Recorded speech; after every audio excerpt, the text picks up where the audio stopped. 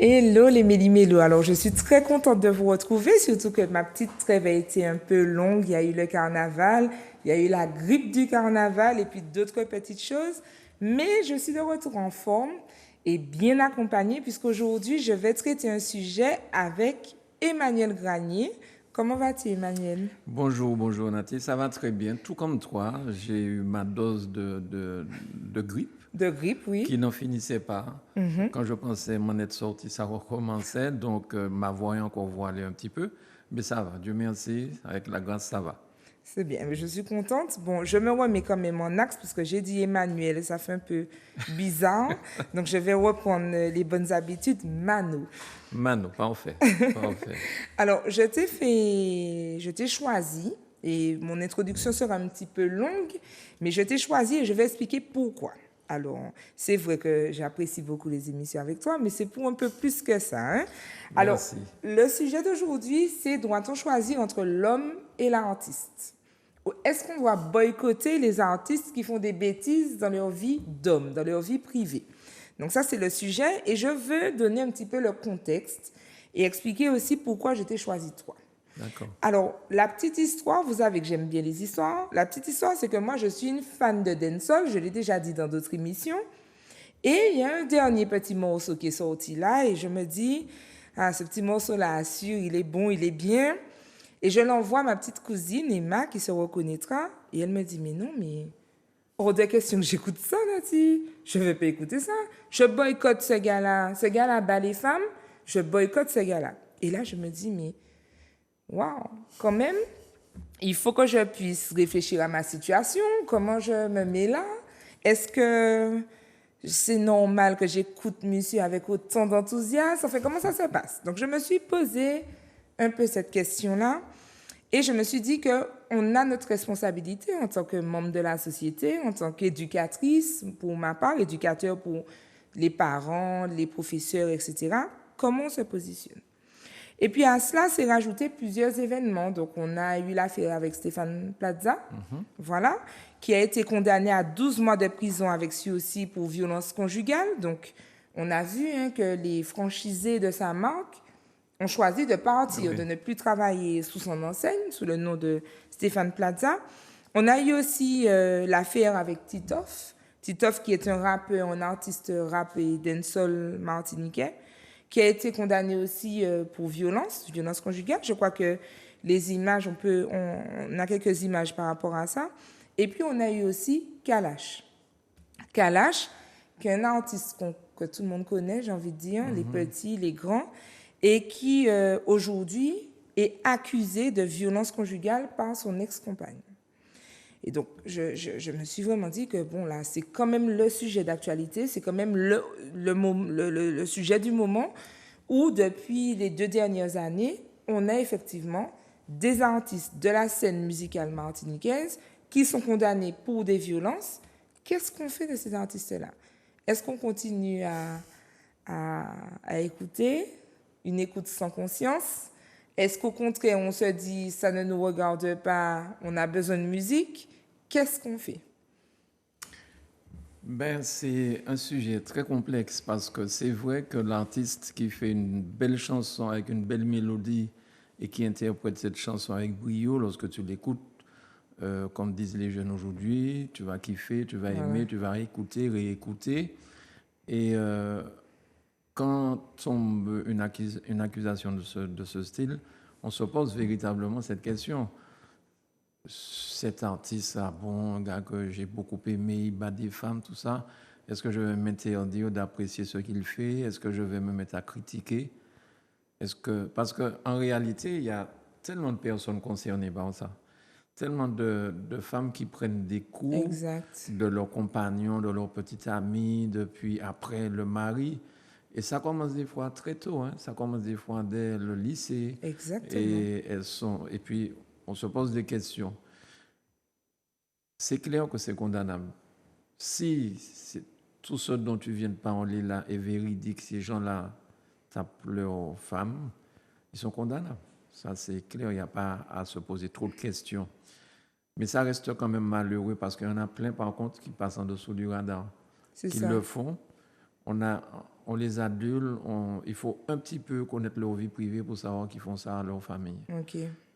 Et voilà, il y a d'autres mondes à la Martinique aussi qui profitent de ce genre de choses. Et c'est pourquoi j'avais très envie de la vie d'un artiste, mais pas seulement d'un artiste, d'un producteur de musique, de celui qui connaît les artistes de l'intérieur, au-delà des médias, au-delà de ce qui est dit sur la place publique. Et pourquoi aussi un producteur des entre-deux générations, si tu veux, c'est parce que tu as connu la période où il n'y avait pas forcément Instagram, il n'y avait pas forcément Facebook, enfin, il n'y avait pas tout ce monde Internet qui faisait qu'on savait les choses, que tout était vérifiable. Enfin, vérifiable, on s'entend bien parce que la fake news existe aussi. Tout à fait. On en a parlé dans une émission précédente avec Monsieur Tali. Mais il y avait cette espèce de couverture, de protection du fait qu'il y avait moins de médiatisation. Et tu as vu des choses et tu as vu peut-être des artistes qui n'avaient pas forcément de bon comportement dans la sphère privée et qui pourtant étaient adulés sur la scène publique. Tout à fait. Je ne vais pas citer leur nom, mais oui, j'ai vécu ça. Voir des artistes, il y en a même qui ont été très, très, très, très, très proches de moi, que j'ai dû moi-même intervenir pour arrêter ça, quoi. Oui, c'est ça. Donc, je peux pas dire les noms, mais c'est terrible, quoi. C'est ça. C'est terrible. Et il y a certaines doivent quitter la Martinique. Quitter la Martinique pour se mettre à l'abri, des fois. C'est dramatique, ce que tu dis. Non, mais franchement, en fait, quand c'est quelqu'un d'aussi proche, tu ne sais pas comment te comporter, parce que forcément, tu condamnes. Ouais. Tu condamnes. En même temps, c'est quelqu'un que tu connais très, très bien, dans le même milieu que toi, tu essaies de lui faire la morale. Ou il te dit... ça n'a pas à faire au monsieur, n'a pas mêlé en affaires, moi, ceci, cela, et puis bon, à la rigueur, on te le laisse dans sa bêtise. Mais je pense que même ça, tu essaies de consoler. Mais, ce que je veux dire, tu as raison, l'arrivée d'Internet a bouleversé beaucoup de choses. Déjà, la production musicale. Les albums qui étaient faits à l'époque, où on prenait 15 jours pour aller en studio, pour faire un album, pour aller dans certains studios, pour faire des choses. Aujourd'hui, beaucoup de personnes ont dans leur chambre à coucher leur table de mixage, un petit clavier qui fait ouin avec la manette, enfin bon, et ils sont des albums. Mais ils sont ingénieurs du son sans une demi-journée de formation en ingénierie. Exactement. Mais c'est pareil aussi pour la vidéo.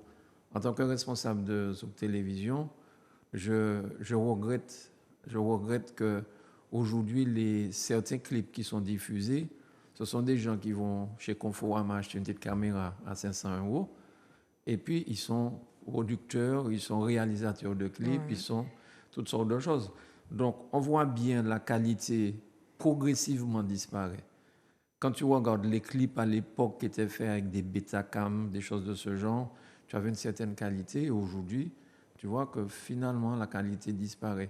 Mais le pire dans tout ça, c'est que tu t'habitues malgré tout. Exact. Parce que c'est ça. Ça devient, je ne vais pas en dire la mode, mais malgré tout, c'est ça que les télévisions vont peut-être passer, c'est ce que les radios vont passer. Et on va revenir sur cette question de la responsabilité des médias, justement, dans finalement le comportement de l'artiste, puisque tu disais que tu as dû intervenir, tu as dû te mêler de situations privées parce que c'était inacceptable pour toi. Avant qu'on aille plus loin, je veux quand même inviter les téléspectateurs à revoir un extrait d'une émission Méli-Mélo, à l'époque avec Ama, où on parlait justement des violences et on parlait de cette... en tout cas, nous, de notre invitation à dénoncer. Dénoncer ou, dans le meilleur cas, ne pas soutirer l'agresseur. C'était important et c'est vrai qu'en travaillant cette émission-là de « Est-ce que je dois boycotter l'artiste ?» parce que dans sa vie d'homme, il ne fait pas de bonnes choses, je me suis demandé, mais est-ce que tu es en cohérence avec ce que tu as dit auparavant, qui était de ne pas soutirer l'agresseur? Je vous laisse regarder l'extrait et on revient tout de suite. Elle vient avec son bourreau, et personne ne dit rien. Au contraire, le gars est bien intégré. Personne ne dit rien. Dire, ce n'est pas forcément être dans cette même démarche d'affichage et d'humiliation, mais à quel moment on prend nos responsabilités, à quel moment on dit, et frère, mon besoin pas les barres, même si on s'éloigne, il y a un problème. À quel moment on va vers cette personne en lui disant, tu sais, je respecte ton point de vue, ton point de vue, je respecte ton choix pour l'instant de ne pas acquitter ou de ne pas porter plainte ou de ne pas dénoncer. Par contre, je suis là pour toi. Je suis là pour toi et je voudrais que tu sortes du silence.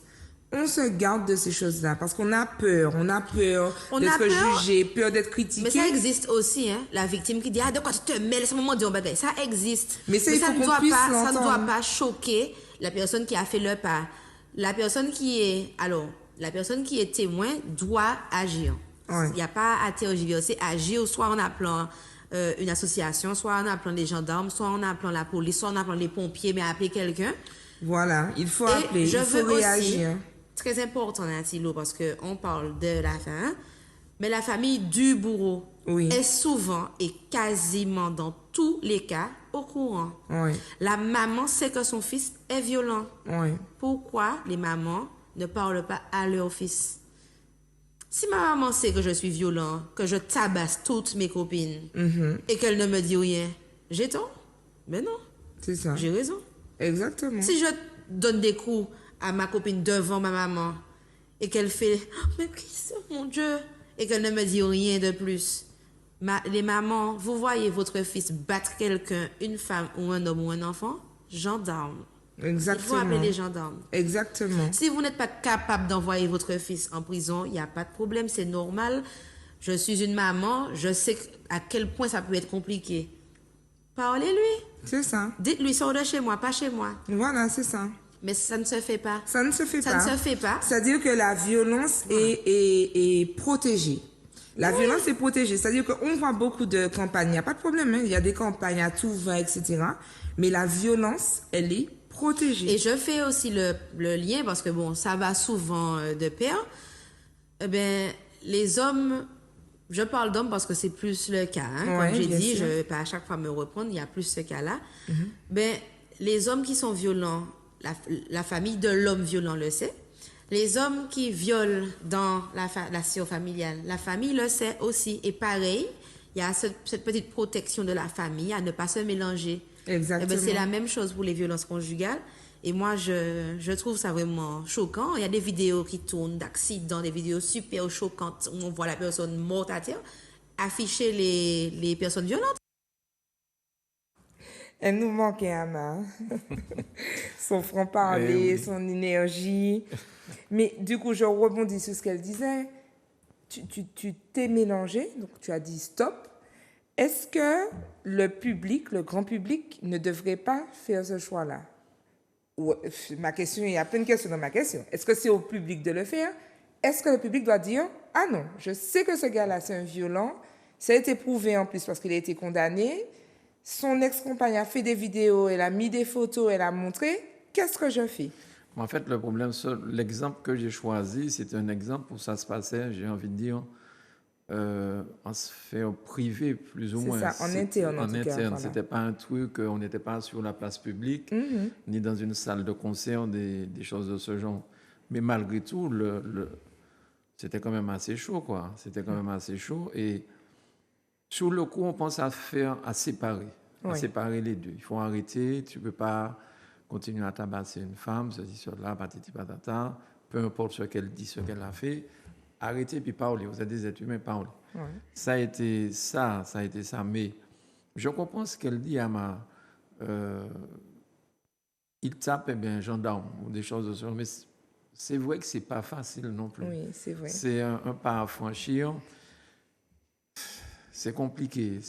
Et puis, ne nous mentons pas. Il y a des enjeux qui peut-être n'ont pas plus de poids que la violence d'un point de vue moral, mais d'un point de vue réalité, il y a peut-être un concert qui se prépare, il y a des salles de réservées, il y a des milliers d'euros engagés, il y a un public, il y a toute une carrière, il y a la question de la deuxième chance qu'il n'y aura pas forcément. Il y a vraiment tous ces aspects-là qui sont à la charge du producteur, Ah oui. mais Ah qui ne oui. sont pas à la charge du public. Le public n'est même pas au courant. Voilà, C'est dans même ton pas, cas. c'est même, dans Voilà, mon cas, voilà. il ne sait même pas ce qui se passe. Mais on parle souvent de gens aussi qui, pour avancer dans la vie, doivent accepter des promotions canapé. Ça aussi, c'est une violence. Oui, bien sûr. C'est une violence. Et je connais aussi des gens qui subissent cette violence parce que elles, ce sont généralement des dames, elles ont besoin de travail, elles ont un enfant à nourrir peut-être. Et j'ai entendu, excusez-moi, on va mettre ça entre parenthèses parce que c'est un petit peu couille ce que je vais dire, mais j'ai entendu aussi, une amie me dit une fois, j'ai déjà donné ça tellement pour rien, ça ne m'a rien rapporté, ben je dis, si pour apporter mon bail, je m'aurais fait. Ouais. Mais même en disant ça, c'est quand même une violence qu'elle doit accepter. Bien sûr. C'est-à-dire que, de toute façon, c'est de l'insensibilisation. Alors, insensibilisation.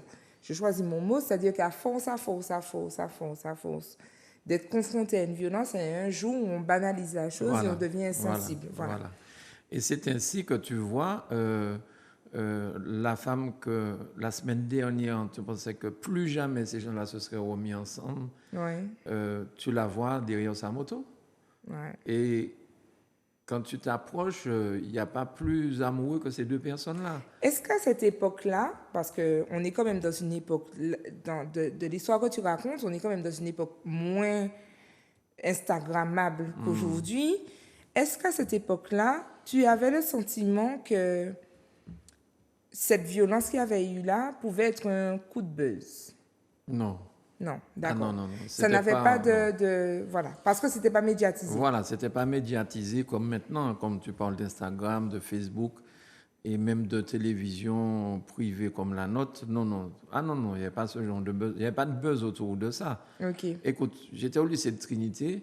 Il y a des choses qui se passaient de ce genre au lycée de Trinité, mais il y avait très peu de personnes qui savaient ça. Okay. Aujourd'hui, un truc comme ça se fait dans un lycée, ou bien même dans un collège ou dans une petite école, mais la Martinique est au courant. Bien sûr. La Martinique est au courant. Les gens vont dégainer leur portable avant de penser à porter secours à quelqu'un. Exactement. Aujourd'hui, tout le monde est journaliste, tout le monde veut faire des images, tout le monde fait des buzz. Mais des fois, on se demande est-ce que les gens sont encore sensibles à la vie. Effectivement, j'ai lu le livre de Catherine Marceline, le livre de l'avocate qui a écrit, ancienne avocate, donc l'écrivaine qui a écrit sur l'histoire d'Ingrid Littré, qui est l'ex-femme de Kalash. Et elle expliquait le lien qu'il y avait entre les sorties des nouvelles musiques de l'artiste et les buzz. Donc, elle faisait le lien, elle disait que le buzz aussi, même s'il n'était pas acceptable, puisqu'il y avait quand même cette notion de violence, était souvent là pour attirer l'attention du public, pour ensuite, comme on dit, péter sur la scène, quoi. C'est-à-dire que ça va vraiment exploser, on va tout rafler. Mais je comprends quand même que à cette époque où c'était moins médiatisé, cette violence existait, mais pas pour le buzz. C'est ça. Du coup, j'ai une autre question. Est-ce qu'on peut s'imaginer que ces violences que l'on voit avec les unes sur le France-Antilles, etc., très, très compliqué ma question, parce que je ne suis pas en train de banaliser la violence, mais je suis en train de me demander, est-ce que c'est la même violence? Est-ce que c'est... Elle est difficile, ma question, parce que moi-même, ça m'écorche d'avoir à le dire. On ne devrait pas mesurer les violences et dire qu'une violence serait moins grave qu'une autre. Mais, j'espère que tu vas comprendre où je vais en venir, est-ce que ce ne sont pas des violences orchestrées qui, finalement, sont moins affectantes, si on peut le dire ainsi, j'essaie de trouver le bon mot, que la violence dont tu as... que la violence réelle, où on était vraiment en train de tabasser une femme? Oui. Est-ce qu'il n'y aurait pas... Est-ce que ça voudrait dire que la violence aujourd'hui est moins grave? Non, mais j'ai envie de dire que si c'est pour faire le buzz, si les gens se concertent pour dire, bon, on va faire ça parce que l'album va sortir, on va vendre des milliers d'albums en plus, on va parler de nous, en bien ou en mal, mais l'essentiel, c'est qu'on parle de nous. Donc, c'est sûr que ça n'a rien à voir avec la violence dont on parlait avant. la violence de quelqu'un qui se fait tabasser, un homme ou une femme, parce qu'il y a des hommes qui prennent des coups aussi. Donc, homme ou femme, et ils sont en train de se déchirer, s'entretuer. Donc, c'est véritablement des gens qui sont au paroxysme. Là. C'est pas Wall Yoga fait. Exactement. C'est pas un buzz qu'ils font, c'est pas anti-calorie parti comme ça. Donc, non, je pense que c'est pas sur le même niveau. Et quel impact ça a dans l'organisation? Parce que, justement, aujourd'hui, on en parlait tout à l'heure un peu en off, aujourd'hui, il y a de plus en plus de productions indépendantes. Je les entends dire, je suis en indé, c'est même le petit mot, indé, etc.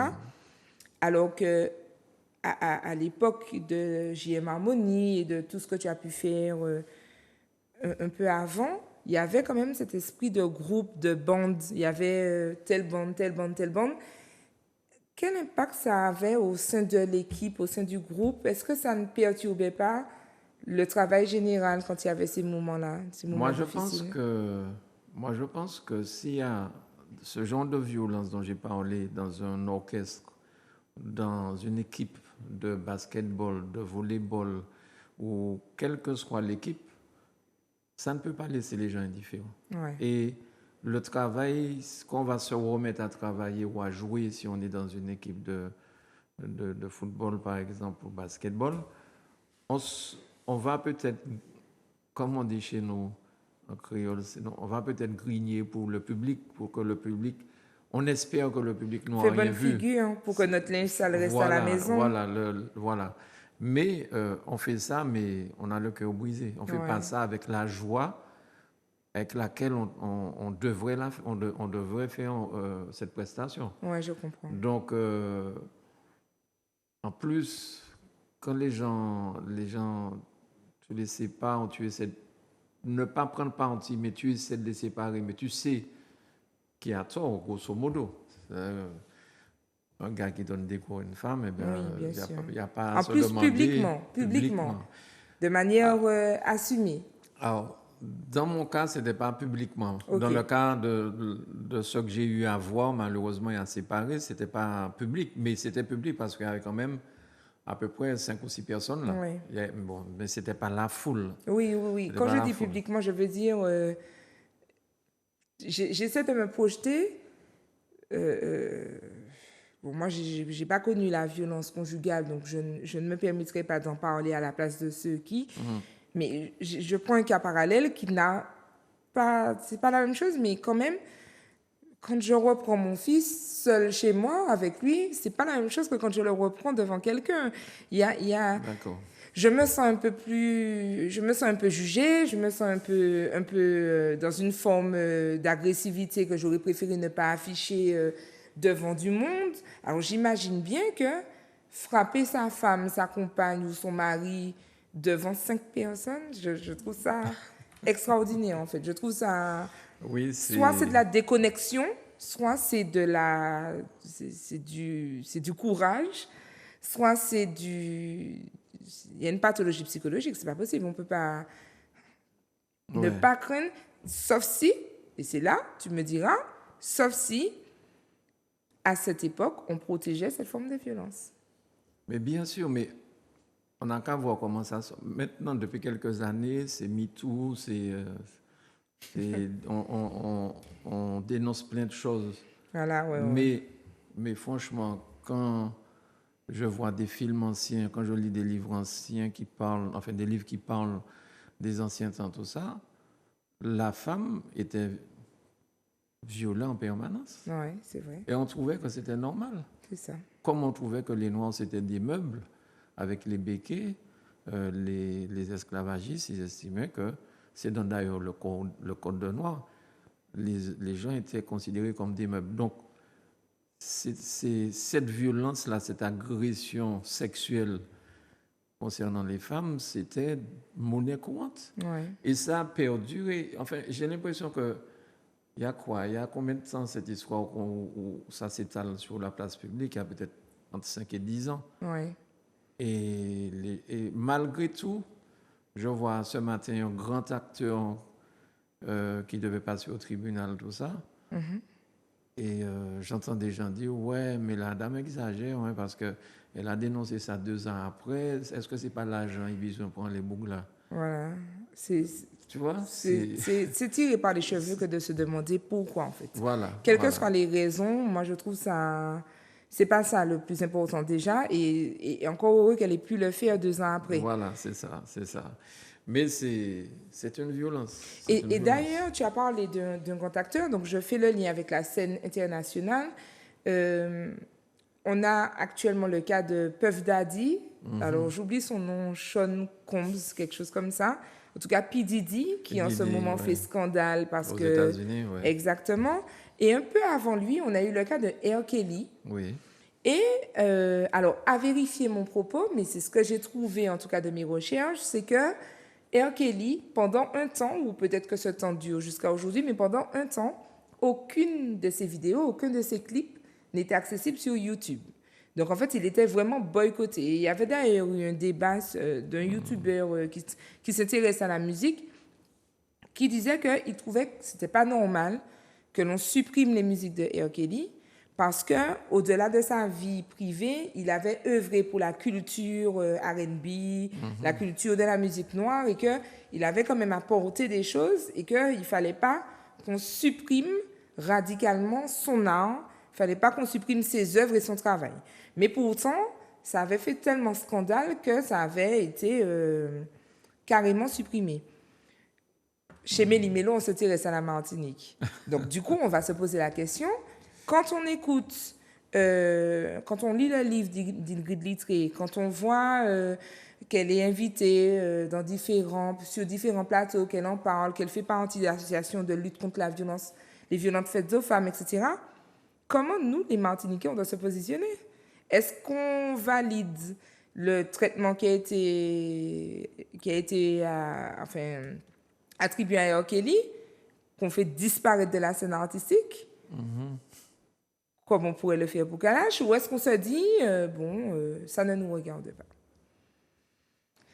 Alors, humainement, on ne peut pas dire que ça ne nous regarde pas. Ouais. Hein. Bon, maintenant, je ne sais pas pour les artistes internationaux dont tu as parlé, mais en ce qui concerne Madame Littré et puis son ancien compagnon, Kalash, Oui, Kalash.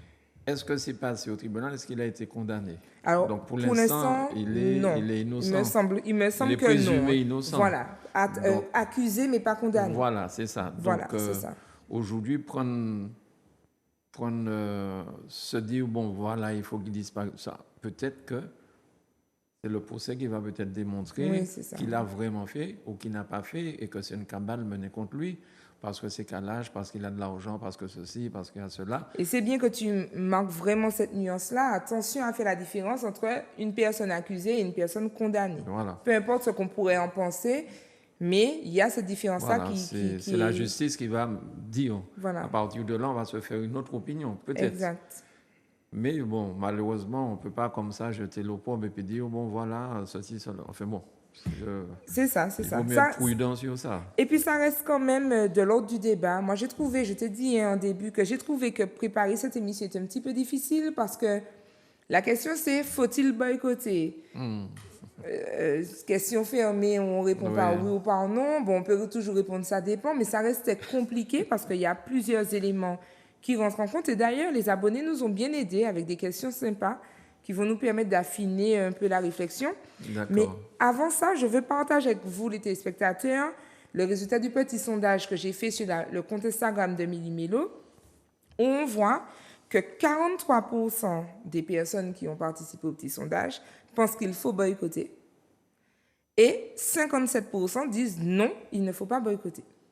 D'accord. Et j'ai fait un autre petit sondage. Alors, il y a eu beaucoup moins de participation, mais c'est pas grave, je valorise quand même le résultat, où on a une personne sur trois qui pense que oui, l'artiste, alors la vraie phrase, c'est que l'artiste a une responsabilité et doit être à l'image dans sa vie privée de ce qu'il dégage. Donc, son image artistique doit être à l'image de sa vie privée, pour être plus clair. Et il y en a 2 sur 3 qui pensent que la vie privée de l'artiste ne nous regarde pas. Ouais. Voilà. Donc, en gros, c'est ces retours-là généraux que j'ai eus il y a plus de personnes qui disent non, il ne faut pas forcément boycotter. Ça ne nous regarde pas, ce n'est pas vraiment notre problème. Et il y en a un sur trois, en tout cas un tiers, un bon tiers qui disent, et 43% sur Insta, donc un peu plus qu'un tiers, qui disent oui, il faut boycotter, oui, l'artiste doit être à l'image de ce qu'il véhicule.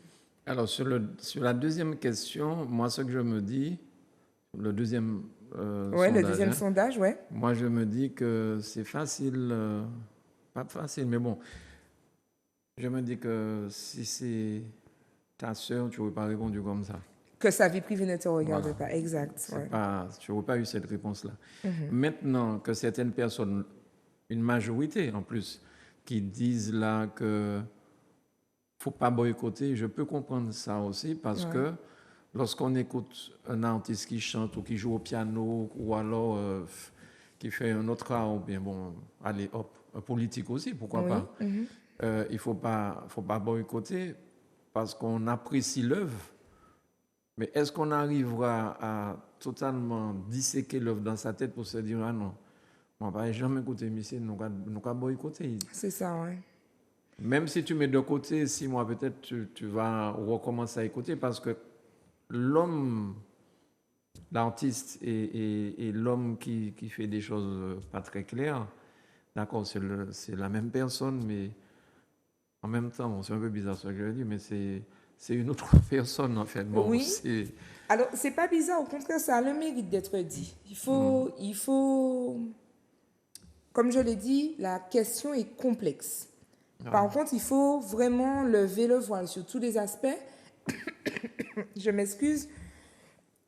Et c'est ce qui va permettre, désolée vraiment, c'est ce qui va permettre de jongler, compliqué aussi, parce que est-ce qu'on jongle avec la violence? Non, mais en tout cas d'affiner sa posture. D'ailleurs, quand on regarde les tribunaux, tout le monde n'est pas jugé de la même manière. Il y a bien des plaidoiries, il y a des jurés, il y a le juge, et chaque cas est étudié dans sa singularité, et ça aussi, on doit tenir compte de ça. Dans le deuxième sondage, où on dit, effectivement, tu as dit, sa vie privée ne nous regarde pas, ça aurait été ma soeur, que je n'aurais pas pensé comme ça, mais dans ce deuxième sondage, on dit, l'artiste doit être à l'image de ce qu'il véhicule, et là, je me dis, tiens, ils n'ont pas saisi la petite nuance. Être à l'image de ce que je véhicule, c'est pas forcément être à l'image de qui je suis dans ma vie privée. Exact. On ne peut pas reprocher. On sait que, je sais pas, moi, je sais pas, je vais prendre le cas du Chata. Le Chata, qui est le dernier bébé de la famille Densol, en Martinique en tout cas. Le Chata a une couleur, une note, un style. Est-ce qu'on va reprocher... je vais donner un exemple très clair. On a une artiste jamaïcaine del Sol, du nom de Shensia, qui va dans les festivals, sur les scènes, etc., dans ses clips, qui se présente dans des tenues très, très, très sexy. On n'est pas véritablement choqué, parce que c'est typique d'un domaine, c'est typique de la dancehall, c'est typique de ce milieu-là. Si on voit Jocelyne Béroir arriver en body, et puis petit Coco Short sur la scène, on sera dévasté. On sera dévasté parce que ce n'est pas... C'est pas l'image. Voilà, ça ne colle pas avec... Voilà, en tout cas, ça ne colle pas avec son style musical. Ça ne colle pas. J'ai pris cet exemple-là, mais j'aurais pu prendre l'exemple du rock and roll où on va retrouver des images un peu sataniques. Alors, je ne sais pas si c'est le rock and roll ou le hard rock, plutôt. On va retrouver des images un peu sataniques qu'on va mal comprendre dans d'autres domaines. Je crois que on ne peut pas trop exiger de l'artiste non plus, en sachant que dans son rôle d'artiste, tu disais, ce n'est pas tout à fait la même personne que la personne dans la vie. Mais dans l'histoire de Chata, je ne connais pas trop, je vois de temps en temps sur les clips que je vois sur télévision, mais ce n'est pas simplement l'habit, c'est cette façon aussi de danser. C'est vrai. Là, j'ai envie, l'habit fait le moine, par contre, là. Alors, figure-toi, mais c'est là où c'est complexe, parce que figure-toi que la chanteuse Chrissy, par exemple, je l'ai déjà vue dans d'autres contextes que le contexte musical où elle est sur scène. Et c'est impressionnant de voir comme elle est toute rangée, toute discrète. Elle est dans... C'est impressionnant, c'est-à-dire que sur la scène, c'est une bête de scène. Ouais. Sur ses réseaux où elle promotionne son art, elle est vraiment à fond. Mais c'est vraiment... Alors moi, je l'ai croisée une fois à l'église, je l'ai croisée une fois... enfin, elle ne me connaît pas, on ne se connaît pas personnellement, mais je veux dire qu'à chaque fois que j'ai eu à la croiser dans la vie civile, j'ai vu quelqu'un de très simple, de très discret et de pas plus que ça... pas plus que ça extraverti d'ailleurs, hein? Voilà. C'est un très bel exemple qui montre bien que la personne fait son job sur scène et dans la vie normale, dans la vie civile, eh bien, elle va à l'église comme tout le monde. Elle mène sa vie de manière simple. Voilà, ça, cet exemple-là est très bien. Ça montre que faire son job d'une certaine façon et puis être dans la vie avec ta famille, ton époux, eh bien, c'est autre chose. C'est ça, c'est ça, c'est ça. Alors du coup, je suis un petit peu taquine. Est-ce qu'on accepte quand même nos artistes qui battent les femmes? Est-ce qu'on les boycotte ou est-ce on les supprime? On passe plus leurs clips? Azouk. Azouk ou ailleurs, hein? Non, mais en tout cas, déjà, Azouk Télévision, la consigne que je donne, c'est que ça n'a peut-être rien à voir avec ta question, mais comme nous passons des émissions religieuses, oui. Ça m'insupporte de voir devant et juste après des émissions religieuses, de voir des clips de Chata. Ok. Donc je demande quand même, on peut passer Gertrude Sydney, on peut passer d'autres chansons un petit peu plus calmes autour d'une émission religieuse. Et puis après, cette musique-là a le droit d'être citée, mais à certains moments bien ciblée. Et c'est là où on parle de la responsabilité du producteur. C'est là où on parle de la responsabilité du producteur. Aujourd'hui, on entend des artistes qui disent, qui se plaignent, je ne passe pas sur telle radio, on ne me passe pas, etc. Et donc, on comprend bien que les radios et les télés ont leur mot à dire sur le succès de l'artiste. Ils ont un pouvoir sur le succès de l'artiste. Toujours dans cette question de faut-il boycotter, est-ce que ce serait vraiment au public de boycotter? Si derrière... Mais il y a déjà des médias qui boycottent. Hein. Ok. Moi, je prends mon exemple. J'ai été producteur pendant de longues années du JM Harmonie, mais d'autres personnes aussi. Le premier album dans le sol de la Martinique avec Daddy Harry Don Miguel, c'est nous qui l'avons produit à l'époque. Et il y a certaines radios à la Martinique qui disaient que ça ne fait pas partie de ce qu'ils... C'est pas le style de leur radio. Ouais. Et donc, ils boycottaient ouvertement les produits qu'on leur amenait. Ils disaient non. Et ils ne passaient pas. Hein. Ça, c'est clair et net. Je peux citer des radios comme Sun FM, comme tout ça. Quand on amenait des albums, ils disaient non, ça ne fait pas partie de la musique que nous promotionnons. En plus de ça, en plus de cette histoire, il y a le copinage. Oui, il y a le copinage. Si je ne suis pas ami avec l'animateur célèbre de cette radio-là, qui le samedi après-midi ou le samedi matin, c'est des 30 plus chauds, des machins plus chauds, pas ça. Ton album peut être super machin, peut-être qu'il ne passe pas. Oui, c'est vrai. Et si tu viens demander, mais pourquoi mon album ne passe pas, mais le fait de produire un album et de le donner à un média, à aucun moment il n'est dit qu'on est obligé de passer l'album. Oui, c'est ça. Ça, c'est... Moi, je dis chez moi, enfin à Zouk TV, tout le monde a le droit d'être cité. Mais évidemment, un album qui n'est pas terrible, parce qu'il y a des images obscènes dedans, parce qu'il y a du rhum ou du champagne dedans, parce que tout le monde aime bien dans les clips montrer qu'on a du champagne, tout ça. C'est interdit déjà par la loi, donc on ne peut pas faire ça. Donc, ce sont des rappels là. Et là, tu es soft parce qu'on a aussi les clips avec les armes, carrément. Mais justement, il y a tout ça. C'est une incitation à aller dans ce sens-là pour certains. Donc, moi, je dis non pour ça.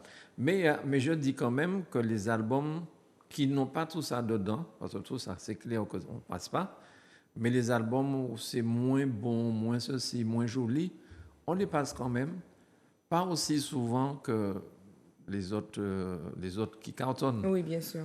Parce qu'ils ont le droit d'être cités, mais parce qu'on passe au... Alors, pourquoi on les passe? On aurait pu me dire, pourquoi vous passez si vous trouvez qu'ils ne sont pas bons? C'est pour les inciter à faire au mieux. Ouais. C'est pour qu'ils puissent se dire, ah ouais, mais moi j'ai envie de passer, pas forcément chez nous, ils ont envie de passer à Martinique Télé, je ne sais pas, mais il faut qu'ils comprennent qu'il faut on peut pas se laisser aller, se dire que voilà, j'ai fait un album, c'est comme ça, il est bon, mais sur quelle base, avec quelles données, comment tu sais qu'il est bon ton album? Parce que avant, pour réaliser un album, tu avais des ingénieurs du son de haut niveau, des studios de haut niveau. C'est ça. Après avoir fini l'enregistrement, il fallait aller encore quelque part pour faire ce qu'on appelle le mastering. Ouais. C'est-à-dire que ton son qui est déjà très bien travaillé par des professionnels, je peux citer des noms comme Hervé Marinia, comme DJ Pitois, comme Losaïque aussi. Il y en a encore d'autres. Hein. Ça fait longtemps, donc j'oublie un peu les noms. Mais il y a déjà une certaine qualité. Le fait d'avoir travaillé dans de bons studios, d'avoir de bons ingénieurs du son, ton album forcément a déjà un poids. C'est ça. Il faut encore aller faire cette histoire j'ai dit le nom tout à l'heure, pour encore calibrer au mieux les choses. Et tu ne peux pas penser que toi, dans ta chambre, avec ton petit studio dans ta chambre, tu ne peux pas te comparer qualitativement à des albums qui sortent de ce genre de studio. C'est pas possible. Et donc, même si ma réponse n'est pas tout à fait claire, ce dont tu viens de parler, en quelque part, moi, m'invite un peu au boycott. M'invite un peu au boycott. Alors, on s'entend bien, hein, on n'est pas sur un boycott formel, radical, uniquement basé sur mon avis et mes seules appréciations. Hein. Oui. Mais je crois que pour lutter contre la médiocrité qui s'installe, pour lutter contre une espèce de facilité, mais une facilité qui s'associe à la médiocrité. Pas la facilité où je systémise pour que ce soit plus facile à reproduire. Vraiment la facilité de... C'est pas la peine. C'est pas la peine de rajouter cet arrière-note là. C'est pas la peine de faire attention à ton jeu de mots. C'est pas la peine de... Il y a la phrase qui sort à ces moments-là, c'est « i bon comme ça ». Le « i bon comme ça ». Et c'est vrai que quand on a un album qu'on aura travaillé, qu'on aura transpiré dessus, qu'il y aura eu cette négociation, ce discours... On aura dépensé beaucoup d'argent. Exactement. Je crois qu'on rend le projet, on donne au projet toute sa noblesse et on fait un peu plus attention à la manière dont il sera reçu. C'est ça. Parce qu'en réalité... Donc, toujours dans mes recherches par rapport à cette question de boycott, je me suis demandé, donc en parlant avec ma mère, elle me raconte, tu te rends compte, à cette époque, tu n'avais pas le droit de dire, il y avait un compas qui disait... Déchirer qui d'autre? Non, c'est plus ancien que ça, qui disait, je crois en Dieu, etc. Et elle me disait, mais quand c'est sorti, ça a fait scandale parce que on mettait on parlait de Dieu dans le compas, enfin voilà. C'était frère des gens. Il me semble, voilà, les frères. Dieu, ouais. Voilà, c'est ça. Et bref, on parlait des différentes musiques et quand on écoute les chansons, on voit effectivement qu'il y a des mots en dessous de la ceinture, il y a des images en dessous de la ceinture. Alors pas pour le Je crois en Dieu, mais d'autres musiques. Mais il y avait quand même cette volonté, parce qu'il y avait un gros travail derrière l'œuvre, de s'assurer que ça va passer partout. De s'assurer que ce sera médiatisable, de s'assurer qu'il y avait ce travail-là. Et du coup, un peu tout le monde était respecté. L'artiste pouvait s'exprimer, mais de manière suffisamment cadrée pour ne pas heurter. Moi, j'ai pris du temps à comprendre gros cas. J'oublie le rythme. Je ne vais pas chanter non plus parce qu'il ne faut pas que les éclairs nous attaquent. Mais s'il y avait... Co-malade, voilà, je cherchais. Voilà, co-malade. Mais j'ai chanté ça à plein poumon dans la voiture. Ma mère me disait, s'il te plaît, calme-toi. Je lui disais, et c'est après que j'ai compris de quoi il parlait. Mais c'était suffisamment bien fait pour que ça puisse passer à midi sur la radio, que je puisse, moi, chanter ça sans que, même si ma mère m'a quand même dit, Nathalie, Molibanou, mais... Enfin, ça restait jouable, en fait. Oui. Là, moi, aujourd'hui, je suis obligée d'inventer des paroles pour des chansons que j'aime bien avec mon fils parce qu'on parle clairement, et je vais dire les mots. Il y a un dernier petit son de Kima, là, qui est super sympa, mais il dit clairement levrette, il dit vraiment des mots que je ne peux pas permettre à mon fils de... parce que la maîtresse va me tomber dessus. Mais puisqu'on parle de ça, ça me fait penser... à mon ami Francky Vincent. Parce qu'aujourd'hui, Francky Vincent est adulé partout.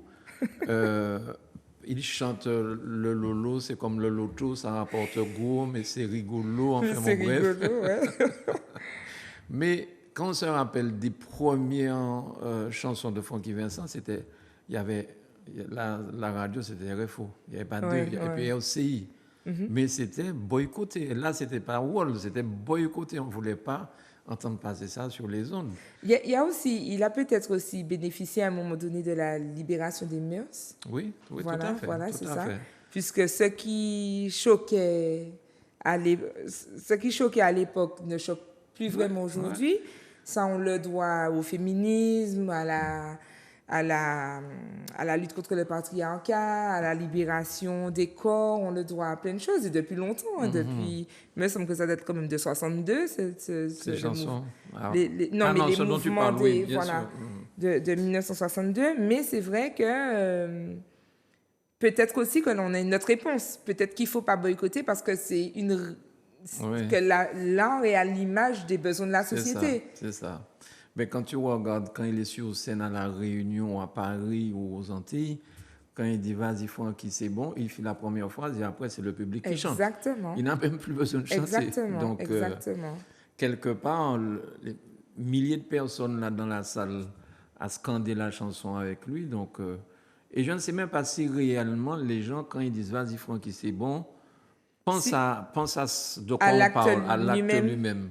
Mais Est-ce que tu avais, toi qui as vécu ça, qui as vu, moi je ne l'ai jamais vu sur scène, je ne l'ai jamais vu en concert, est-ce que tu avais ce même sentiment de vulgarité ou de choc, que ce soit de toi ou des autres, qu'on peut avoir quand par exemple vous voyez une scène dancehall par exemple? Ah non, Francky, c'est gentil par rapport au dancehall. dancehall. Okay. Ah non, non. Okay. Non, Francky, en plus, il fait du théâtre, Francky. Il fait des mimiques, il fait des choses. Ça, Okay. il rend son spectacle agréable, même s'il est tout seul. Okay. Il a une façon bizarre de danser, il fait des trucs. Donc finalement, c'est un show. Et on retient ça. Les gens, après, quand ils rentrent chez eux, ils vont même pas se dire, bon, eh bien, allons appliquer ce qu'on disait pendant que Francky chantait. Ouais, pas du tout. C'était ça. un instant de rigolade, vas-y Francky, c'est bon. Et il a d'autres chansons. À Caïmaman, c'est la Caïmaman, c'est meilleur côté Guinée, quoi, en fait. Il a cette chanson-là. Voilà. C'est une très belle chanson. C'est ça, c'est vrai. Non, je pense qu'il a été boycotté avant, mais depuis, je pense que plus personne ne boycotte Francky. Ouais, ah non, vraiment plus. En tout cas, moi, je n'ai pas connu la période où il était boycotté. On sait aussi que le boycott peut durer, même quand on s'est donné une nouvelle chance. On a eu le cas avec l'école Christy Campbell en Guadeloupe. Donc, Christy Campbell, c'est le nom d'Admiralty. Et je sais que ça a fait cas de débat. Alors, je ne sais pas si l'école a perdu son nom, mais il y a eu une dénonciation qui a été faite par une communauté LGBT. Parce qu'en fait, Admiralty a eu longtemps le discours de la murder music. Donc, il fallait brûler les homosexuels. C'était vraiment le discours qui était donné. Et j'ai envie de dire, c'était pas Admiralty, c'était la dancehall jamaïcaine qui parlait comme ça, en fait. C'est ça. Et c'était aussi une époque où les artistes martiniquais posaient leurs textes sur des dubs, des rythmes de la Jamaïque. Et pour pouvoir percer un peu, pour pouvoir s'aligner, ben, ils chantaient la même chose que les Tioké, que les Funkman, que tous ces gens-là. Et forcément, il y avait un petit peu de de cette murder music. Et il y a eu donc Admiralty on a donné son nom à une école et finalement, je ne sais pas, j'ai pas la suite, je n'ai pas trouvé dans mes recherches, mais je sais que ça a été dénoncé et que ça avait fait polémique puisque une association LGBT a lutté contre l'héritage homophobe en fait. D'accord. Voilà. Donc, on voit qu'on peut même être boycotté des années après, parce qu'Admiralty, il a complètement changé de style. Ah oui, totalement. Voilà, totalement. Il chante une musique en faveur de la Caraïbe, une musique Aujourd'hui, il consciente. vend bien son pays à l'extérieur, quoi. C'est ça. C'est ça. Ah bon, je ne savais pas, je n'étais pas au courant de ça. Tout à fait, tout à fait. En tout cas, il n'est pas boycotté à Zouk TV. Hein, Ah non, parce non, non. que Non, tous mais ces nous, on clips l'aime passent bien. beaucoup et Jordan s'y emploie. Jordan adore. Non, moi aussi, j'aime beaucoup Admiratif, vraiment. Alors, et puis c'est un petit clin d'œil pour Valérie aussi, hein, Valou, voilà. Oui, Valou qui était avec nous lors d'une émission. Exactement, voilà. J'espère qu'elle va revenir passer quelques jours de vacances ici quand même. Alors, il faudrait que j'y aille aussi, moi. Il faudrait que j'y aille aussi. Donc, elle va revenir quand je serai partie. Alors, une dernière question avant qu'on passe aux questions des abonnés. Oui. Et c'est une question que j'ai trouvée, toujours dans les recherches. Est-ce que la liberté d'expression place les artistes au-dessus de la loi? Selon toi, selon ce que tu as vu, selon ton expérience, est-ce que la liberté d'expression place les artistes, et surtout les chanteurs, en tout cas ceux qui écrivent les textes, au-dessus de la loi? En tout cas, c'est l'impression que j'ai. C'est l'impression que j'ai que la liberté d'expression, la France payée des droits de l'homme, la France toute qualité bagaille. Et finalement, il y a des choses qu'on n'allait pas admettre pour quelqu'un de simple, quelqu'un qui est dans la vie, mais comme la personne est artiste, ça fait bien. Moi, je ne sais pas, moi, quand j'ai vu le chanteur qui est décédé brûler un billet de 500 euros, de 50 euros, 500 euros sur un plateau de télévision et que tout le monde se gossait, c'était rigolo, tout le monde riait. Combien de personnes qui ont mangé avec ce billet-là? Enfin ça, bon, non, là, c'est grave. Je suis pas trop d'accord avec ça. Ce qui s'est passé en France aussi avec tous les meurtres par rapport à Charlie Hebdo. Charlie Hebdo. Je sais pas, c'est trop facile de dire que la liberté de l'artiste va au-delà de tout, quoi. C'est ça. C'est vraiment pas mon bon, donc je valide pas ça. Je te rassure quand même, donc la justice ne l'a pas écrit, il n'y a pas de texte de loi qui le dit, mais c'est vrai qu'il y a jurisprudence, malheureusement, lorsqu'on est artiste. Et sur le plan local, ça a été vu aussi, puisque toujours dans le livre de Mme Littré, il y a un passage où on explique que le juge explique que vu le style musical, le style artistique, oui, l'univers artistique. Le juge qui dit ça? Oui. Enfin, en tout cas, les personnes qui délibèrent expliquent que l'univers artistique de l'artiste est un univers dans lequel on a l'habitude de parler des femmes comme ça. On a l'habitude, effectivement, quand on n'a pas besoin de faire beaucoup de recherches, hein, vous tapez Kalash sur les réseaux, sur YouTube, peu importe, pratiquement toutes ces musiques, il y a un moment où on parle des parties intimes de la femme, où on parle de « je vais te mettre comme si je vais te faire telle chose ». Et donc, la jurisprudence était en train de dire quoi? Ben tiens, dans son univers, c'est légion en fait de parler comme ça, et donc il n'était pas forcément agressif, il n'était pas forcément... Il y a une certaine minimisation de son acte parce que son art permet qu'il puisse aller jusque-là. Et là aussi, c'est compliqué parce que c'est trop facile, tu as employé le terme tout à l'heure, tant que c'est pas ta sœur, oui, c'est bien. C'est ce que j'allais répéter en fait. Exactement, mais c'est trop facile de se dire que c'est le domaine qui veut. Mais là où je trouve compliqué, je te disais que j'aime beaucoup la littérature, c'est qu'à un moment donné, où on n'avait pas justement cette liberté d'expression civile, c'était l'art qui permettait aux gens de dénoncer.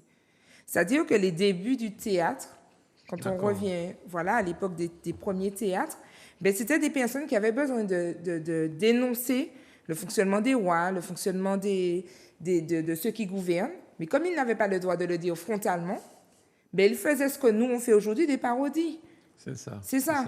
Ils faisaient aujourd'hui des parodies, donc ils mettaient en scène, et d'ailleurs le roi était invité, et le roi rigolait, le roi trouvait ça drôle, parce que c'était pas directement lui, c'était une caricature de lui, c'était à peu près lui, mais pas tout à fait lui, donc c'était drôle, et on pouvait faire passer des messages comme ça à cette époque. Et c'est vrai que l'art a gardé cette vertu de dénonciation, ce qui justifie ce qui permet de comprendre pourquoi il y a jurisprudence. Mais ça pose encore une question. Il y a encore un débat autour de ça. Jusqu'où va cette jurisprudence-là? Ben oui. C'est ça. Ben oui. Quel type d'art on peut accepter? Quel autre on n'accepte pas? C'est sur quoi que ça se base, quoi? Ben en Martinique, j'ai pas beaucoup souvenir d'avoir vu ce genre de problème à la Martinique. Est-ce que là, on peut dire ce qu'on veut. Moi, je pense que c'est plus... Moi, je suis plutôt heurté, par contre, par les politiques actuellement. Pour ce qu'ils peuvent dire, ça me paraît un petit peu chaud. Ça me paraît, c'est pas la peine que je cite les noms, je pense que les gens comprennent. Non, c'est vrai que c'est très grave. C'est grave ce que les politiques disent aujourd'hui. Ils sont capables de dire en antenne. Et... Voilà. Ouais. Et on va trouver une jurisprudence quelque part qui va pouvoir expliquer pourquoi, oui, il a le droit de dire. D'ailleurs, puisque tu parles de parodie, tu es au courant du dernier petit sketch qu'on a sur la télé voisine. Et c'est vrai que je ne sais pas si vous avez le même effet que moi, chers téléspectateurs, mais quand je regarde les fameux djindiens, j'ai vraiment... je me dis, mais en fait, ils disent... Je ne vois pas de grand fossé entre ce qui est dit en djindien, en rigolade, et donc c'est en fait tout ça pour confirmer ce que tu disais sur jusqu'où vont les politiques sous couvert de politique. Voilà, c'est ça. Mais je ne vois pas de quelle chaîne tu parles, parce que malheureusement je regarde que sur TV quelque part, donc je ne peux pas vraiment... Bon, donc tu vas me dire ça tout à l'heure, parce que je ne sais pas quelle télé, les djindiens. Oui, sur ATV, sans faire de pub, voilà, tu as maintenant une sorte de guignol local. Des guignols, voilà. Et tu as des personnages politiques et de la vie, en tout cas des personnalités martiniquaises qui sont sous forme de guignols, sous forme de personnages qui traitent de petits sujets. Donc, c'est un court-métrage, c'est très petit, ça dure pas longtemps, mais c'est vrai que quand on écoute les propos choisis, en tout cas par le metteur en scène, le réalisateur, c'est pas très éloigné de la réalité. Donc, moi, je t'avoue sincèrement que je préfère regarder les Badjolais sur Zouk TV. Très bien. C'est vrai, c'est nature, c'est vraiment des blagues de chez nous, avec des gens de chez nous, sans avoir besoin de changer leur aspect pour qu'on ne les reconnaisse pas, non. Est-ce qu'il y a de la censure sur les Badjolais? Ils s'auto-censurent. Parce que Jean-Jacques est responsable avec eux sur le plateau. C'est très bien que je ne peux pas permettre que ça aille trop loin. Je suis quand même responsable de la télévision. Et si ça va trop loin, le CSA peut nous sanctionner. Enfin, maintenant, c'est l'ARCOM, c'est le gendarme pour les télévisions. Donc, on ne peut pas dire n'importe quoi dans une télévision ou dans une radio. Donc, ils s'auto-censurent. Mais ils donnent j'ai vu ce week-end sur Zouk Télévision, c'était un prêtre qui était l'invité et un prêtre Saint-Lucien.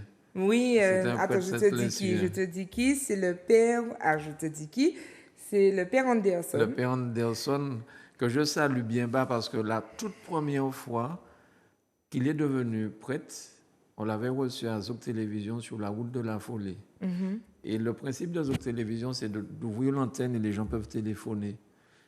Et il y a des gens qui ont posé des questions vraiment indiscrètes. On était tous mal à l'aise sur le plateau, on ne savait pas quoi faire. Et lui-même, vraiment, c'était un mauvais moment pour nous.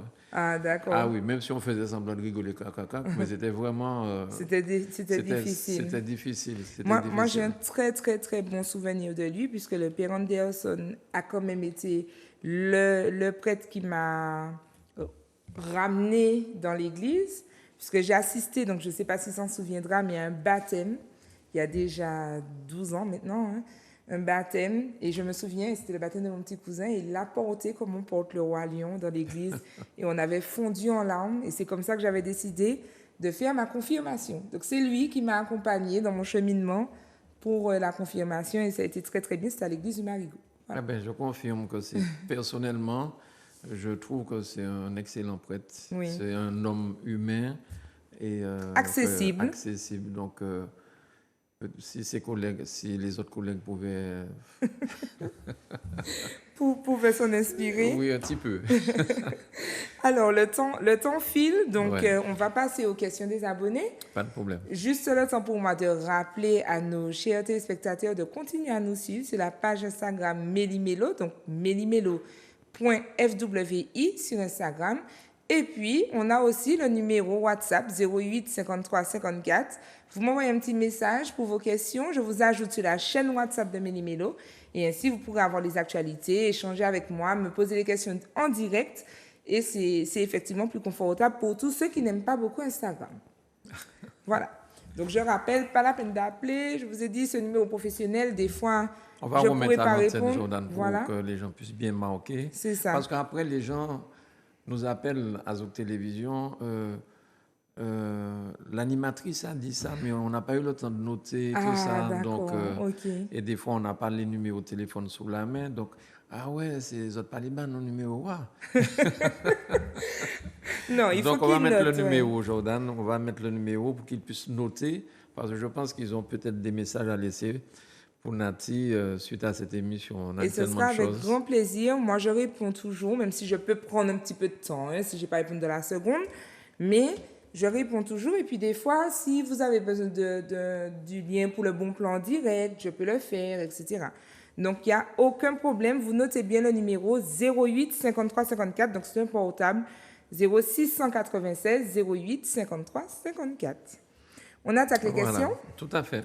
Alors, on a Laetitia qui nous dit « Je boycotte et je ne peux réécouter que quand l'homme a purgé sa peine et encore. » Donc là, elle a un avis très tranché sur la question. Oui. Elle a dit qu'elle boycotte. Je n'ai pas vraiment mais elle pardonne apparemment. Oui, parce qu'une fois qu'il a purgé sa peine... C'est ça, c'est ça. Mais moi, je trouve ça quand même... Je salue quand même sa ténacité et son courage parce que je me suis posé la question et c'est vrai que j'aurais énormément de mal, même si je ne cautionne pas du tout. Alors, si ce que Mme Littré a dit est vrai, si ce qu'elle a dit est vrai, je ne cautionne pas le comportement qu'il a eu, mais j'aurais, moi, énormément de mal à boycotter un artiste comme Kalash, pour plusieurs raisons, parce que il passe dans toutes les radios à toute heure, à n'importe quel moment, etc.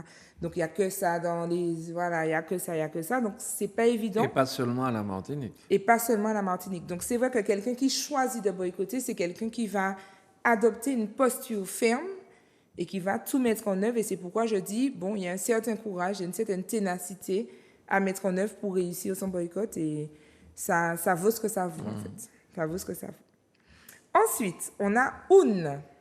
Tu voulais réagir à Laetitia? Non, c'est très bien. D'accord. Ce sont des gens qui laissent des pseudos. Voilà, et puis il y a des anonymes, il y a des gens qui... Voilà. Donc, on a Un. Oui. Un, ce n'est pas la première fois que Un nous envoie un petit message. OK. Un nous dit, il faut que nous soyons cohérents et réalistes dans nos choix. On ne peut pas non plus reprocher à Bob Marley de faire l'apologie de la marijuana, alors que c'est un élément propre à la culture reggae.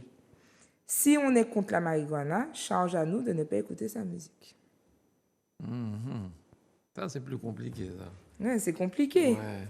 Mais il dit des choses qui sont vraies aussi. Hein? Mais oui. Celui qui écoute Bob Marley dans la philosophie que Bob Marley veut véhiculer, c'est quelqu'un qui est dans la culture Rastafari et qui n'a pas de problème avec la marijuana.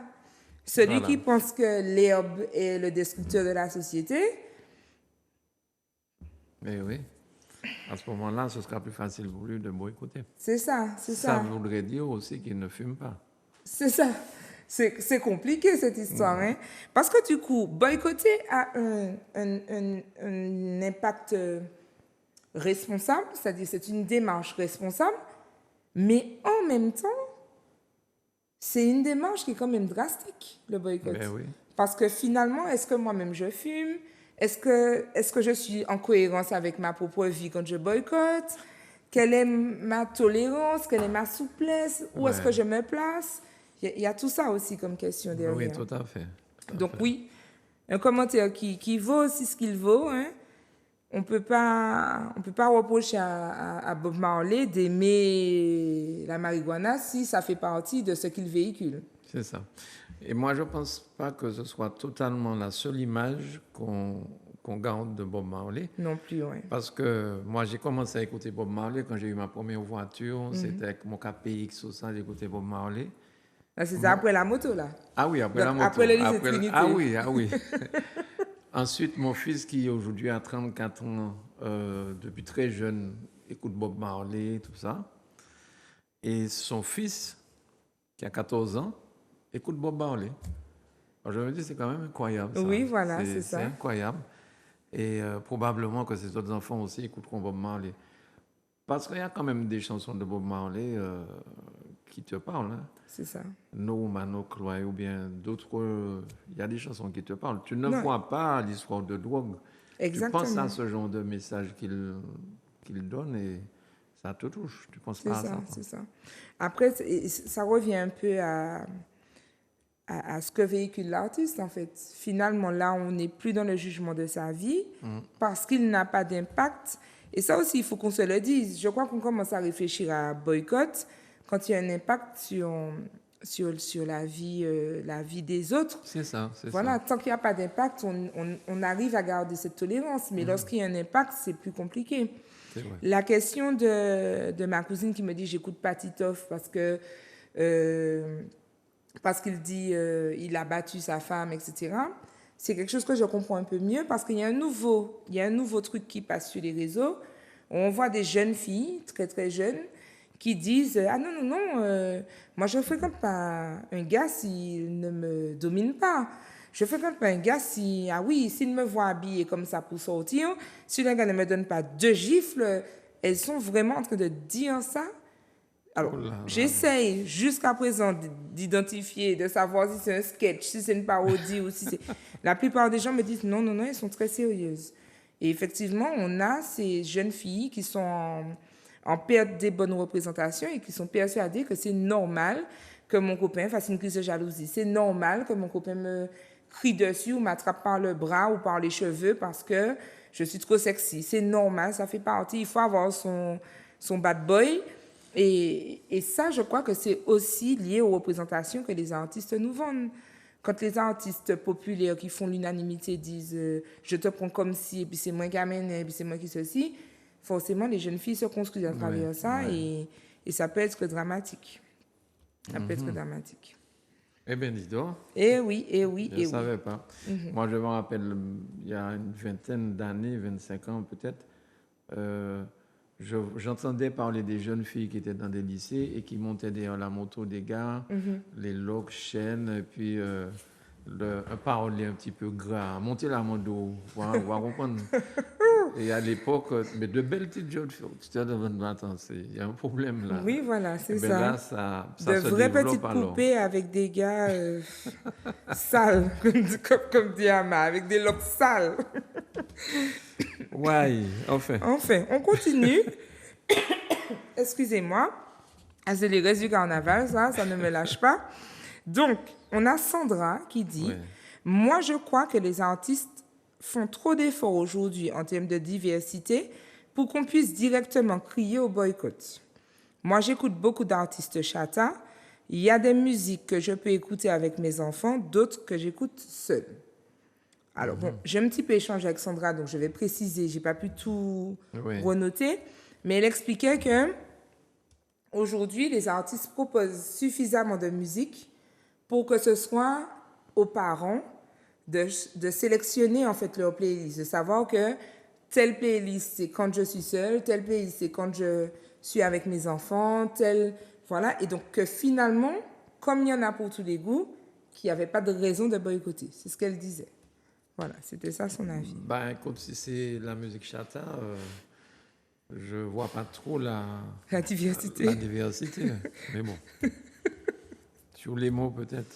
Oui, non, mais c'est vrai qu'il y en a quand même. Il y en a. Il y a des petites variantes. Et puis, il y a quand même des artistes, sans prendre trop de défense, mais il y a quand même des artistes qui ne sont pas tous en dessous de la ceinture. Bon, il y en a un que je vais citer qui est déjà décédé malheureusement, Tiblika, qui faisait beaucoup de musique joyeuse. C'est lui qui chantait Ravette Kakou, enfin, on envoie du bégon, tout le monde a couru qu'on Ravette qui récive le bégon, etc. Et c'est vrai que quand on écoute ces morceaux, ça reste quand même... C'est dancehall, c'est chata, c'est tout ça, c'est beaucoup d'ambiance, mais il n'y a pas forcément de fesses, en dessous de la ceinture, il n'y a pas forcément ce discours-là. Ouais.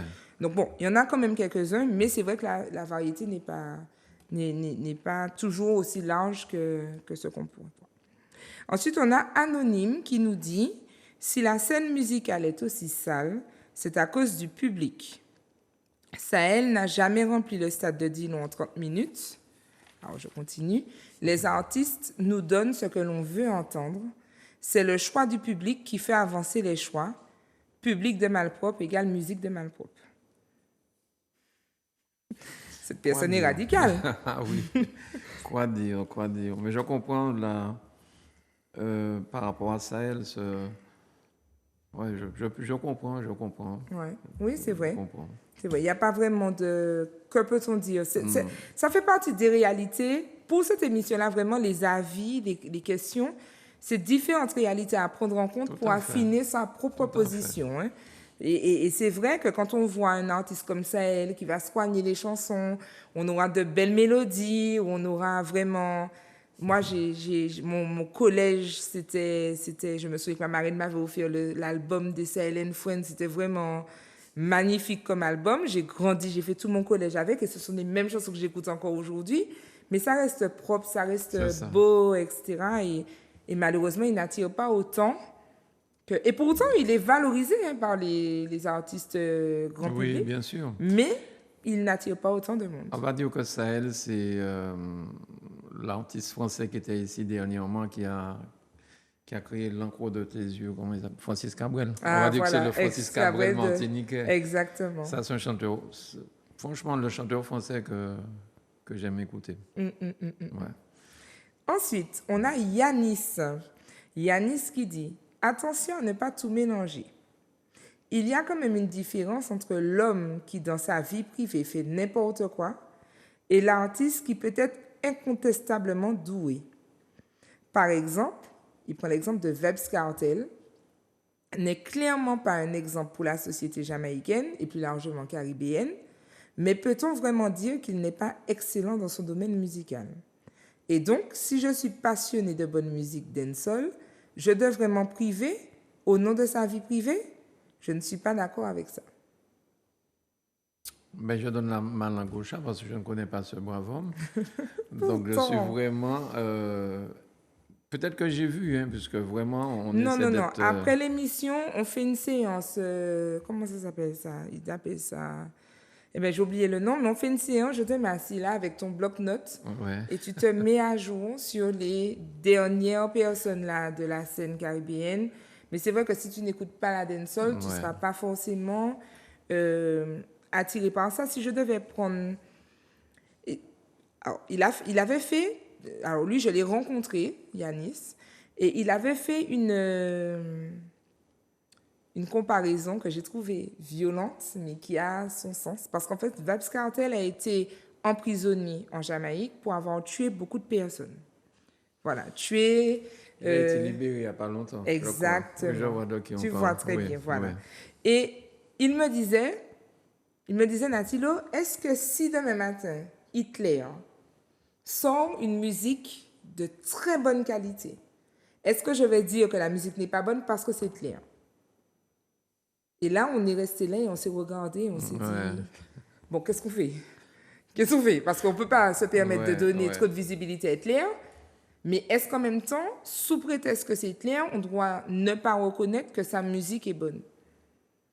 C'est compliqué. Alors, si c'est après tout ce qu'il a fait Hitler, le mieux, ce serait de l'empêcher de faire de la musique. On ne veut plus savoir. Voilà. Va te cacher, laisse-nous tranquille. Yanis, c'est un chanteur, un musicien? Alors, ce n'est pas un chanteur, mais c'est un homme qui aime beaucoup les sujets philosophiques. D'accord. Voilà. Et donc, du coup, il se demande, qu'est-ce qu'on fait par rapport à ce boycott-là? C'est ça. Et moi, je n'ai pas de réponse. Moi non plus. Et voilà. Ouais. Et je l'ai dit en début d'émission aussi, cette émission-là, c'est surtout pour affiner son positionnement, sa réflexion. Comment moi, je me positionne par rapport aux artistes, par rapport à mes responsabilités. Moi qui anime Méli-Mélo, quelle est ma responsabilité sur le public? Moi qui suis parent, quelle est ma responsabilité sur mes enfants? Moi qui suis enseignante, quelle est ma responsabilité et comment je jongle avec cet univers. Et puis aussi, moi qui suis public votant, à quel moment je me positionne ou pas, à quel moment je dis stop, à quel moment je ne dis pas stop. Ça aussi, c'est important, puisqu'on a visiblement un peu de pouvoir sur qui est notre représentant ou pas. Un tout petit peu. Quand tu as parlé d'Yanis, je pense à Yanis.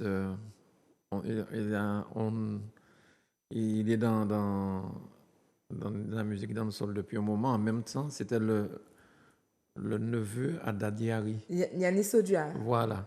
Et quand nous avons fait enregistrer l'album de Daddy Harry Don Miguel, il avait invité, à l'époque c'était un enfant, Ouais. et il avait invité, et puis je vois maintenant que c'est un artiste là maintenant, c'est un artiste majeur. Ouais. Et voilà. Et que j'ai beaucoup aimé durant mon collège, tout ça. Ouais. Collège, lycée, franchement, ouais. Yanis Odia, ouais. Ok. Ensuite, on a Miliane. Je regarde quand même si on a encore un peu de temps. On a encore un peu de temps. On a Miliane qui dit: l'art a toujours permis de faire avancer les choses, les réflexions et la philosophie. C'est d'ailleurs dans l'art que la liberté d'expression est la plus grande, alors je dis non au boycott des artistes. Ça, c'est l'avis de Miliane. Ouais. C'est son avis, ça ouais. se respecte. Ensuite, alors il y a une question qu'on sera obligé de terminer dessus parce que la personne nous a identifié, toi et moi, directement et on va répondre. Mais avant, on a Sam qui dit: le problème du boycott, c'est que c'est une question de tendance. Ces dernières années, on a surtout entendu les féministes, c'est ce qu'on disait tout à l'heure. Alors, on boycotte beaucoup les hommes violents avec les femmes. Qu'en est-il de ceux qui incitent à la consommation d'alcool dans les clips? C'est ce que tu disais toi-même. Bien sûr qu'on ne va pas les boycotter ni appeler au boycott dans ce monde capitaliste. On rajoute l'abus d'alcool est dangereux pour la santé en tout petit et hop, on passe à autre chose et il dit Yankee Room, no water. Et c'est vrai ce que tu dis. C'est vrai que il y a beaucoup, ça va être de la responsabilité, encore une fois, du producteur. Qu'est-ce que tu veux pour ta série? Qu'est-ce que tu veux véhiculer? Quel est ton impact sur la société? Comment tu te positionnes? Et donc, finalement, ça appartient à chacun. Tout à fait. Mais comme tu dis, c'est l'impact sur la société, sur les gens qui nous regardent. Parce qu'il y a des gens quand même majeurs qui savent ce qu'il faut faire ou ne pas faire. Et il y a ceux qui sont plus faibles, qui se laissent facilement entraîner. C'est ça. Sans parler des armes, on n'a qu'à voir le nombre de décès par arme à feu en Martinique. C'est ça. Donc, l'alcool, je sais pas moi, il y a des gens qui se laissent manipuler ou alors faibles qui se laissent entraîner facilement. Et qu'est-ce qu'on va dire à ce moment-là? Tant pis pour lui. Ouais, c'est ça. Tant pis pour lui. Enfin. Ça. Alors, on termine avec Daniel qui nous dit: et toi, Natilo, tu boycottes? Et toi, Mano, tu boycottes? Je compte sur vous pour répondre honnêtement. Ouais. Bon, c'est la question difficile. Est-ce qu'on boycotte? Comme je l'ai dit tout à l'heure là, dans un cas précis où la justice a tranché, on peut demander, on aurait pu répondre plus facilement peut-être oui, je boycotte, non, je boycotte pas. Mais en fait, je boycotte à ma façon. Je n'ai pas besoin de tout ça pour boycotter. Moi, à la rigueur, je veux dire merci à nos anciens. Je veux dire merci à des gens comme Henri Debs, comme Georges Debs, comme M. Isseux, comme M. Jacob Nayaradou, comme, je ne sais pas moi, ceux qui ont fait du domaine musical martiniquais et guadeloupéen, ce que nous avons réussi à faire, M. Lizo Musique en Guadeloupe aussi, M. Moadel en français, tout ça. En Haïti, tu avais Robert Denis qui a enregistré des albums magnifiques sur un 4 ou un 8 pistes et sur un 8 pistes qu'il a fait David avec les musiciens là qui ont fait cette super belle chanson avec Timano qui chantait. Donc, quand j'entends est-ce que je boycotte ça, je boycotte. Tu vois, aujourd'hui, c'est difficile pour moi de répondre à ça. J'ai envie de dire que ce que j'entends aujourd'hui, peut-être que j'aurais dit oui, je boycotte. Mais les chansons que nous avons dans le temps, il n'y avait pas matière à boycotter. Donc okay.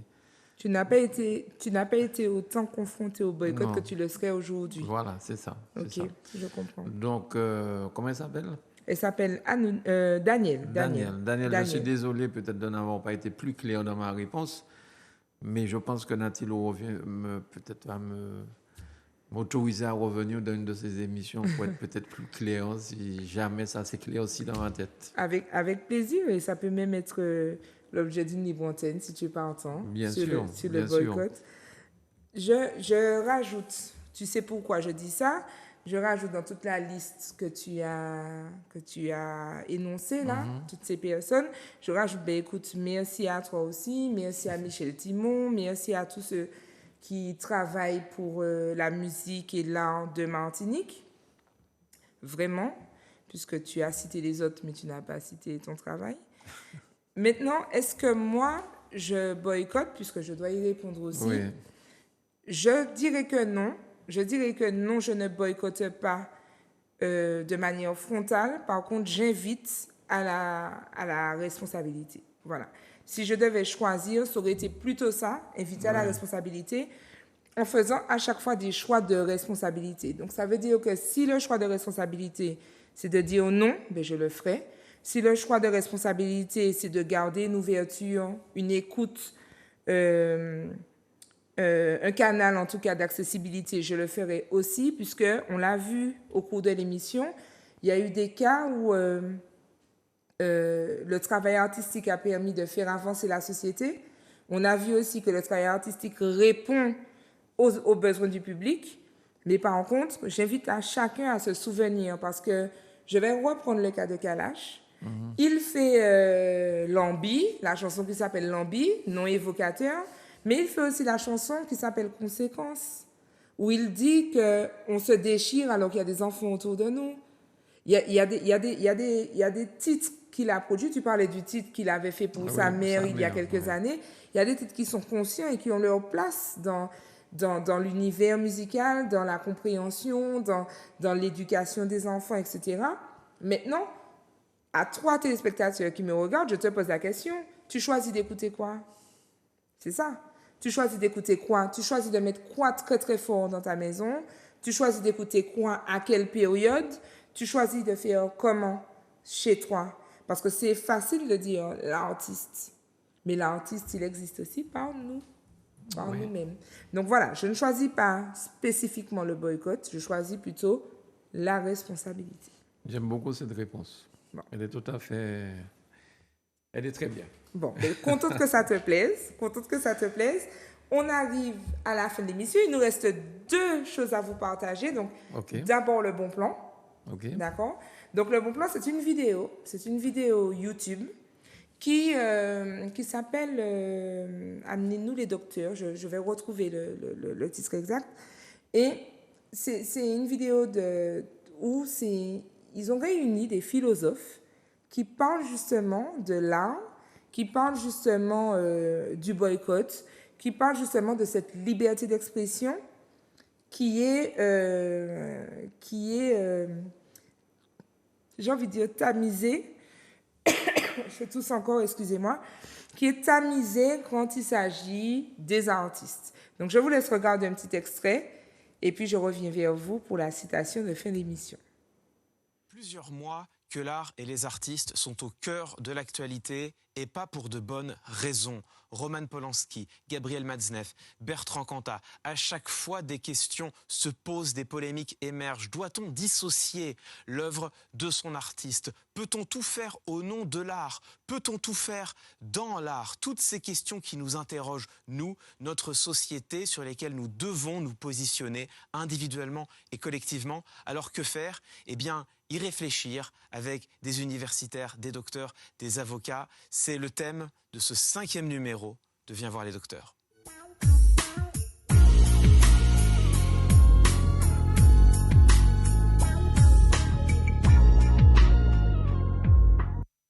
Mais en tout cas, effectivement, c'est l'émission donc Viens voir les docteurs que vous pouvez retrouver. Donc, si tu peux, Jordan, je veux bien l'image pour leur montrer un petit peu comment faire pour accéder à la vidéo. Donc, vous tapez sur YouTube « Viens voir les docteurs », peut-on séparer l'homme de l'artiste? Et donc, il réunit effectivement un collège de philosophes et de personnes qui réfléchissent à cette question-là. Je crois qu'il y a aussi des hommes de loi. Et ils discutent un petit peu de tout ça. Donc, moi, je n'ai pas pu voir tout, malheureusement, mais j'ai trouvé en tout cas le début de l'émission plutôt pas mal et plutôt enrichissante pour pouvoir continuer la réflexion autour du boycott des artistes. Est-ce qu'on doit séparer l'homme de l'artiste ou est-ce qu'au contraire, on doit considérer qu'ils ne forment qu'un, voilà, et que si on est d'accord avec les deux. Voilà, c'est ça. Eh bien, Manu, on a fait le tour. Merci beaucoup, Nantilo. Merci pour cette excellente émission. Merci à toi. Merci d'avoir répondu présent. Je sais que tu es à droite, à gauche, partout. Merci d'avoir répondu présent. Et puis, j'espère vraiment que c'est un sujet qui va trouver un peu plus de place dans vos foyers, que vous allez y réfléchir avec responsabilité, puisque ça concerne notre société actuelle. On va quand même se quitter avec une citation que je vous propose de découvrir tout de suite. C'est une citation de Bob Marley, d'ailleurs, qui dit « La musique peut rendre les hommes libres ». Voilà. J'ai préféré terminer sur cette note-là, qui est positive, parce que boycott ou pas boycott, cette musique fait quand même partie de notre vie. Oui. Ça nous permet d'exprimer nos émotions, de nous libérer. Il y a aussi de la musicothérapie en thérapie. Voilà, et quoi de mieux que pour se sentir plus libre, plus en phase avec cette société. Et moi, j'ai une pensée quand je vois ça, quand je t'écoute là, j'ai une pensée pour parler pas de musique peut-être, pour qu'on parle de liberté, ça me fait penser à Nelson Mandela. Oui, effectivement. Et voilà, oui. C'est voir un homme souffrir, endurer tout ça de choses. C'est ça. Et être respectueux comme ça lorsqu'il regagne la liberté, c'est un bel exemple. C'est un très bel exemple. C'est un bel exemple. En tout cas, merci à toi. Merci, Nantilo. Je vais rendre l'antenne pour ne pas que je me fasse taper sur les doigts par le responsable de la chaîne. Ah, Jordan. Je vous remercie, comme d'habitude, d'avoir répondu présent. N'oubliez pas, vous pouvez me contacter sur la chaîne WhatsApp de Méli-Mélo, mais aussi sur le compte Instagram. Je compte sur vous pour continuer à collaborer avec moi, continuer à échanger avec moi. J'adore vous rencontrer en vrai, vous voir me sourire, etc., échanger. C'est vraiment génial. Merci pour vos encouragements. Et puis, à très bientôt pour un thème aussi croustillant que celui-ci. Bye bye. Ciao.